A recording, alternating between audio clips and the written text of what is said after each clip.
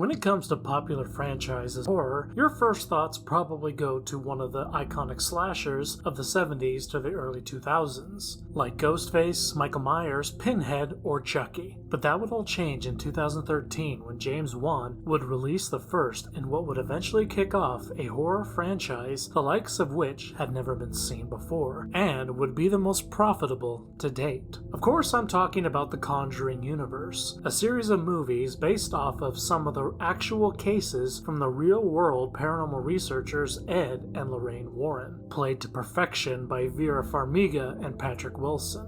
The first movie took the world by storm and ended up being a massive hit. Hell, I still remember seeing the first trailer in the theaters for a chick flick, and there were audible screams from the girls and their dates who were not prepared for it. This would lead into sequels and spin-offs, all with varying levels of success. And while the rest of the movies never quite lived up to the first or second, any movie that found itself in the Conjuring universe was like printing free money. But like all good things, it must come to an end, and today we got a trailer for the last movie featuring the Warrens, The Conjuring: Last Rites. After watching the official trailer that just dropped, I have some thoughts, and if you do too, put them in the comments below. So grab your crosses, and let's get to it. Honestly, the trailer didn't really blow me away by any means, as it just seems like more of what we've come to expect. A family in distress calls for the Warrens to help them banish an evil entity inside their home, all while the Warrens deal with disbelief, mistrust, their growing media presence, and even their own personal demons. There's a lot of screaming and yelling for each other and some decent spooks to get us hyped. It's a tried and true formula that has worked well over the years, but unfortunately it's come to the point where the formula has worked so well, it's become stale. I mentioned earlier that the Conjuring universe is essentially a money printing machine, each film in the series costing no more than $40 million and easily making huge profits.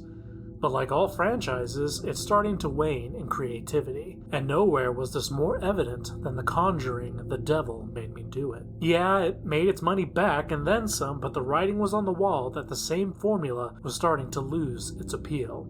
And while they tried to change it up, it just didn't have the same impact as its predecessors. James Wan himself said it was time for Ed and Lorraine Warren to hang up their crosses and Bibles, but that there was still some life left in their other spin-offs, like The Nun, Annabelle, or other haunted items lurking in the Warren Museum. There's not a doubt in my mind that this movie will do big numbers, because the Warren brand still has a lot of life left, but mostly from recent controversy that has surfaced, pertaining to how they likely faked most of their encounters.